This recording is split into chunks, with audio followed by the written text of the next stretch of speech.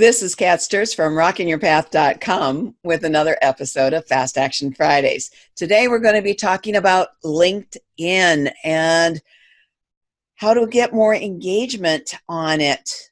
LinkedIn can be a real troublesome thing for solopreneurs. My guest today is Anita Hampl, and she knows how to help that engagement with LinkedIn. Thank you for joining me today, Anita. Can you share with everybody a little bit about yourself and your background? Sure. Hi, I'm Anita Hampl. I live in Georgia, but I grew up in Connecticut. And I was misdiagnosed as an accountant as a teenager, went to college, got the degree, worked in Fortune 500 for 10 years, and then finally paid off the student loans. And I came home, had a couple of kids, and did a lot of get rich quick things, direct sales, then internet marketing, website design, a little bit of everything. And I finally have zeroed in on the fact that I love to write about people. I don't like to write about things, but I like to write about people. And for the past few years, I've been doing people's About Me pages and profiles. And I kind of have I'll call it a gift from God probably, of listening to people and getting a sense of what makes them special. I particularly love working with people maybe over age 30 or 40 that have changed careers or things didn't turn out the way they started, and it makes them very interesting. And I also love LinkedIn, and I love showing people how to use it. Oh, that's great. Now, you got to tell people what the name of your website is, because it's and your tagline, what you're known by. Oh, sorry about that.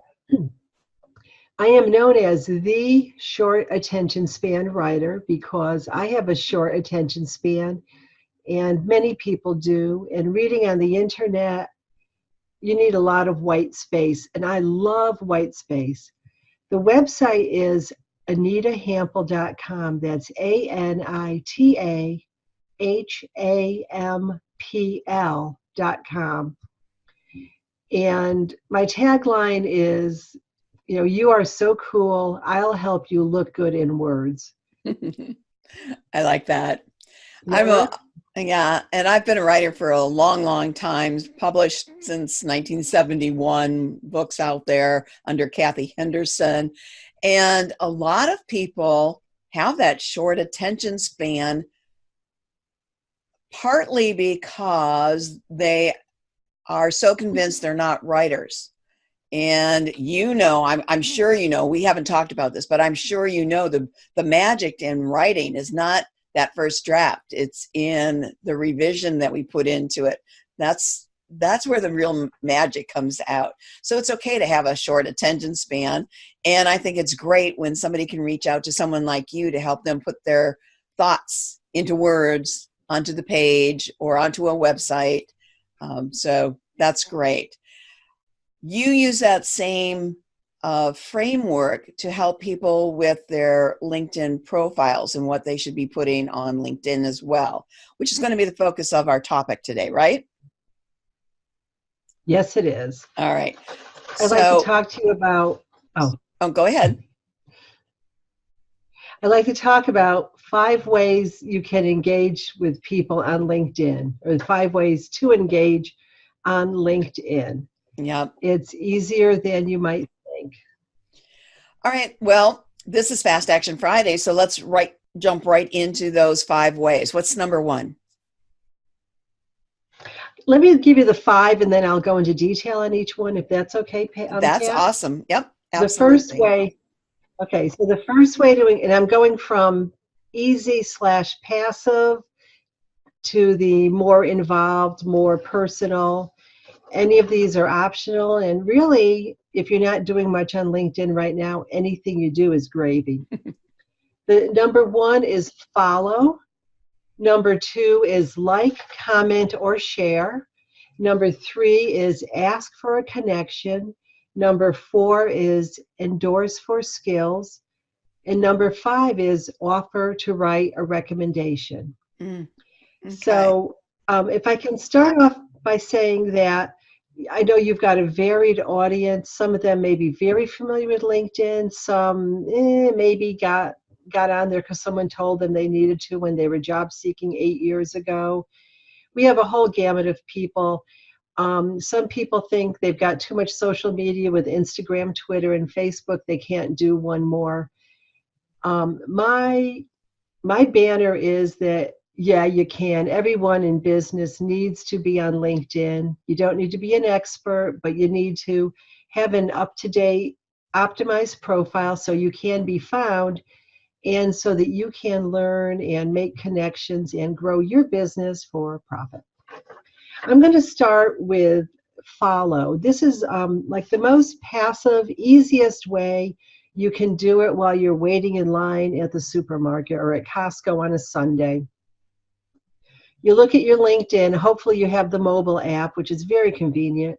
You find somebody on there with whom you're not connected, and you're just curious, maybe you'd like to see what they post, or you've heard something about them. You pull up their profile and you click follow. There's a blue button under their picture. You don't have to connect. You don't have to wait for an approval from them. You simply follow. And then you will begin to see their activity on your news feed. And real quick, your news feed is when you turn on LinkedIn, you're not going to see your own profile. You'll see the whole list, almost like a Twitter stream of what people are posting. News, there's sometimes advertising. That's the news feed. If you follow somebody and if they post or put up articles, you'll see it. They'll receive a notification that you have followed them, which is always, pleasant. Sometimes they're going to come back and say, wow, thanks for following me. Would you like to connect? Other times they'll do nothing. But they're going to appreciate it because you've increased their follower count by 1. So that makes them look good in the eyes of everyone else, including LinkedIn.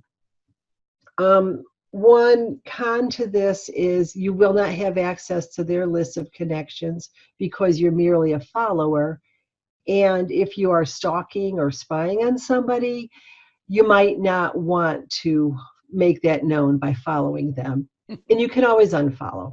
If they turn out to be creepy, unfollow. They will not get a notification to that.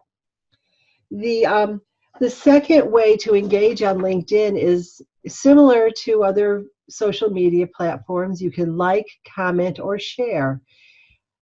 When you like somebody, you can simply click. And actually, I think LinkedIn now has, I should pay attention. They now have, they have the hand clap, the heart, the light bulb, the think, and the good old thumbs up. Your choice. Be as colorful as you like. If you like someone's article, maybe somebody that you just saw the article was interesting, or it's somebody whose attention you want to gain, go ahead and like that. They will notice it. If they have 800 likes, like Tony Robbins, I always pick on Tony Robbins because he's so prolific on LinkedIn. He may not notice it. Joe the plumber down the street sees that you like it. He's going to smile, if nothing else. If you have a little bit more time, write a comment. When you write a comment, that gives it a little level of more engagement that, yes, you've been involved. If I was to see something interesting about Michigan, I know Kat lives in Michigan, I might even make a comment like, great article, I hadn't thought of that. And then I might tag Kat in that. So that's bringing her into the conversation, giving her some juice, some, LinkedIn points. And it makes the other person happy that you have commented. And you could actually get a comment, get a conversation going. If nothing else, they're going to notice you. Next time you all look at LinkedIn, go look at the newsfeed, look at people who comment, and you will see that if you click on, I'm looking at one right now on my computer, the person, all right, Nanny Shaw, financial advisor, Darlene Donald, partner, such and such medical supply. You've got your headline under your name. Okay, I'm Anita Hampl, and I've got some blurb about what I do. You might be Bob Smith, and you're a purchasing agent at Home Depot. Whatever your line is, that is going to show up every time you comment on somebody. Hmm. So it's a good thing to do, and it's a two-way thing. Um, and then, of course, if you share someone's post, that's very significant. You're putting that onto your news feed. So you want it to be something that's meaningful to your audience or the people that you want to do business with. Another one, and I can go back on these, Kat, if you want to interrupt or ask I questions. I'm just I not have a real sure of question. our time Yeah. frame. I have a Yes, please. comment and a question. One, some of this seems very similar to Facebook or Twitter. And of course, because it's Mhm. LinkedIn, this is not where we do water cooler type conversations or show people what we had for breakfast. You want to keep to business here. Mhm. But I hadn't really thought about the Absolutely. implications of just following someone, possibly because I'm always asked to connect with somebody, and too often they're ready to pitch me before they even know me, which I don't like and I don't recommend. Yeah. But already with this tip, just Hmm. going in and following and making those initial engagement, that's relationship marketing, which is always useful. I don't care what kind of business you're in. So that's great. Let's go right on Hmm. to tip 2, or your second way to engage. Well, tip two was like, comment, and share. Okay. And then tip three is when you actually ask to connect. Uh, And just like on Facebook, and LinkedIn is not business Facebook. I want to emphasize that, even though it's pulling a lot of elements similar to Facebook as it evolves, it seems every 3 months they're refining LinkedIn. Microsoft bought it a few years ago. They poured a tremendous amount of money into this. So there are they take the good that Facebook has and they try to make it business-like. But anyway, when you connect with someone says, "Would you like to connect?" And the other person says, "Yes." So, sorry about that. Um, when you connect with someone, you're considered their first level connection. Now, if I'm connected to Kat and she's connected to Mary Jones down the street from her, Mary Jones and I are second level connections because we're both connected to Kat, but we're not connected to one another. However, if I saw Kat's list of connections, I thought, "Ooh, Mary Jones, look at her business. She looks interesting." I have a few options. I could ask Kat to introduce us, or I could directly send a connection request to Mary Jones and say, "Hey, Mary, we both have Kat in common, but also I see that you publish blah, blah, blah." And she might accept me as a connection in that case. So asking to connect requires a little bit of you because you put yourself out there. You can sometimes just connect, push the blue connect button, hope that somebody picks up, hope that they accept it. Or you can write a personal message saying, "Hey, I'd like to connect with you and learn more about your lawn care service," or whatever. Or, "We both went to this university, let's connect and see what we have in common." Anyway, so that's what the connection is. It requires a little bit of you. Oh, and sometimes they give you the opportunity to write a message. Other times, depending on how people have their privacy settings established, they may require a message from you. They will not let you merely click connect. mm-hmm. Kat, let me stop for a second. I do have um, I'm I do have some free materials which you can provide. We'll have you provide with your audience with the free materials that can explain some of these things for people who may be new or may need a refresher on LinkedIn. I'm not trying to rush through it for you all. So I do have some things that can explain what the connections are, what's a first, what's a second, how to become a connection and all the rest. Good. So So the free resource is go, going go, to going back. Yeah, the free resource is going to summarize the 5 ways that you're sharing with us today. So those of you who are watching this, you'll be able to see near the end of the interview an actual link you can go to and access that free resource. And I want to remind those of you who are just listening to this interview, go to rockingyourpath.com and search for Fast Action Fridays and Anita Hampl's interview, and you'll find the link to that free resource there. All right, so Okay. I've been on LinkedIn for a long time, but you're telling me things that I think I knew, but I really wasn't implementing. And what I like is there's nothing complicated about what you have shared so far. It's just a matter of spending a little time doing it. And what's going on in my brain is I need a purpose for doing this. Do I want to connect with Joe the plumber down the road? Well, if I'm offering marketing services locally, then probably yes, if he fits my demographic. Or it can be someone just in the same industry I'm in, or maybe it's someone who is at a speaking engagement and I want to know more about that. So there's a lot of opportunities just by following the steps you've given us so far, including I didn't realize that when you commented your little tagline, like my tagline is the Purgatory Relief Coach for people who think marketing is hell. And I get a lot of traction with that because there's a lot of people out there who either truly do not like marketing or don't understand it or just don't want to do it or just think that's a funny way to express that, and we connect easily because we're in the same sort of field. All right, so you've gone through several. I know there's another way here. Can I go ahead. Let me jump off. Keep it, and we can get into this another time or on a tutorial, but your first, I think it's 120 characters. You have 120 characters there. Anyway, when you're developing your headline, like the Purgatory Coach for marketing, you always want the important keywords towards the front because on certain pages of LinkedIn, things get chopped off. Okay. But in general, your headline does show up there. Yeah. Okay. Another, again, so again, this whole purpose of today's talk is kind of like whetting your appetite for engaging on LinkedIn and seeing ways to use it. Now, another one, which is, it's mechanically easy to, here I am. So if you're on the video, if you're on the audio, I'm showing my thumbs, sorry.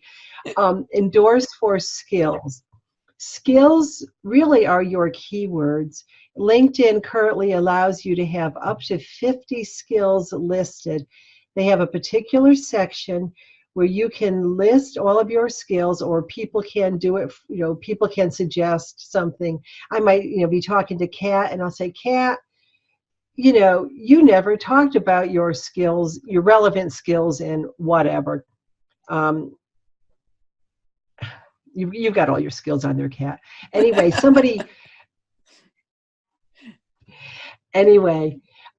basically you can list up to 50 skills, and then those are available for people to whom you are a first level connection. Those people can endorse you. So I can have copywriting, web design, blah, blah, blah. And if somebody comes along, they say, I worked with her on that, I'm going to endorse her. It's a simple matter of clicking. I'll take that back. A year ago, it was a simple matter of clicking. But now, it still is, except that LinkedIn is now going to open up a little box. How good is Anita at copywriting? How do you know this? They're just trying to develop their internal search algorithm to know who really is good at these things and how do we rank people. You can ignore that. So when you go to, click on a skill for someone, you can ignore that little box. There's no harm, no foul, nobody knows. Or if you want to, you can say, oh, well, I know Betty because she's a web designer because I worked with her and she's extremely skilled. Betty will never see it either way, but it helps LinkedIn with their searches. So I would suggest everyone take a look at your own endorsements. Make sure you've got a lot of your skills rather. Make sure they're listed so they're available for other people. Then the good thing that you can do for people is to endorse them. So again, I always use the example when you're waiting in line at the cafeteria or at Costco. Look at colleagues, friends, vendors, and just look at somebody you know. Look at your contacts, and oh, there's Susie. Pull up her skills and be honest, but click 3 or 4 of those that you can say that, yeah, Susie's good at that, Susie's good at that. If the top ones are usually the ones that Susie holds in highest regard, so it's helpful if you will click those for her. And it doesn't mean anything else except that you've clicked her for a skill. So if somebody, you'll have to look at mine, guys, but at the bottom I've got skateboard coaching. I always thought this was stupid, this whole skills thing. So a few years ago, just to make a point, I put up skateboard coaching. Sure enough, 3 people came along and endorsed me for that. I've never been on a skateboard. I've bought them, but I've never been on one. So part of it is, it's like you get what you pay for. But over time, if 50 or 60 people endorse you for something, it catches someone's attention. Mm-hmm. Again, if anybody goes and hires you because 3 people clicked on you for copywriting without digging deeper into your credentials, it's on them. But endorsing for skills is something that people appreciate. Sometimes they may get a message, hey, Susie endorsed you. And often they will turn around and reciprocate and endorse you for something. The last thing is offer a recommendation. A recommendation is just like a testimonial that you might put on a website or see on a website. However, in the LinkedIn system, because they're protecting both sides, it needs to be someone to whom you are first connection, and then it needs to go through their system. So you cannot cut and paste a recommendation that somebody wrote for you or put on a website. You have to go through the LinkedIn system and either request a recommendation of someone, and then they have to write it in LinkedIn, send it through. It's not hard, but they just have to do it that way. They could cut and paste something they've already written, but they send it through the system to you. You take a look at it. You go, yep, thank you. And then you click publish. Or you may look at it and say, oh my God, he got it all wrong. I ain't doing this. Or often you may catch a typo or a language issue. Often when someone is speaking English as a second language, their written grammar isn't always what we would call perfect. So the kind thing is to send it back, again, through the LinkedIn system, like, hey, Larry, thank you so much, but I noticed, I always say a typo. I'm not going to say, I noticed that your third language had some errors. I'm going to say, hey, I noticed a typo, or could you say this differently? Or, I'm trying not to highlight the fact that I was an accountant. Could you pull that out? Depending on your relationship with this person, who presumably is a friend, colleague, past colleague, or vendor. So that's how that's asking for a recommendation. But to offer a recommendation, you find the person you want to write it for, you write it up, and then you initiate the process in LinkedIn. But again, nothing will publish until they receive it, review it, and accept it. So if they don't like you, or if they don't want to be associated with you, they're just going to let it die. But normally they will accept your recommendation, maybe make a little correction to it, but then send it back in, and then it will show up. And if you're not familiar with recommendations, it takes a little bit of work, but you don't need to be freaked out about it.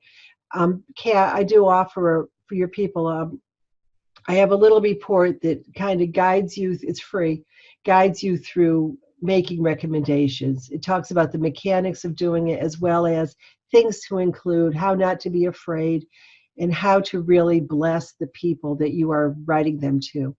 The good thing about recommendations is, because it takes a little more work and people get a little nervous, there are not all that many out there. So the one that you provide makes you look really good to the person you are promoting. So it's like a give or get type of thing.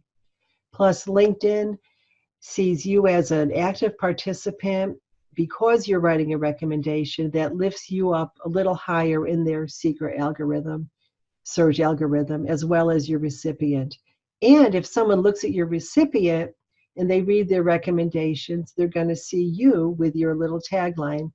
And, oh, wasn't Kat generous in writing that? So it's, there's all kinds of metrics and secret algorithms, and we all have our theories on how it all works.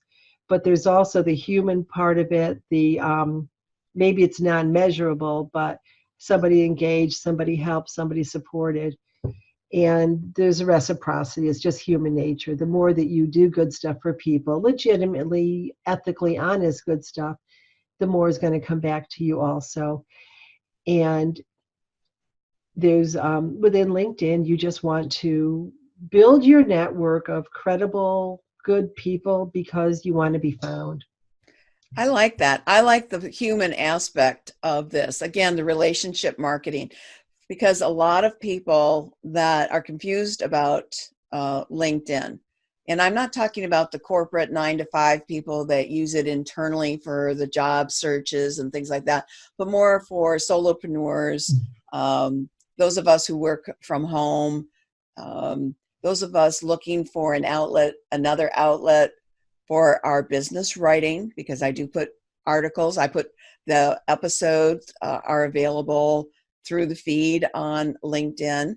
But what you've done is taken some of that mystery out about how to get involved without being trapped by all of the technical stuff that we could learn about that's really not going to help us at this point.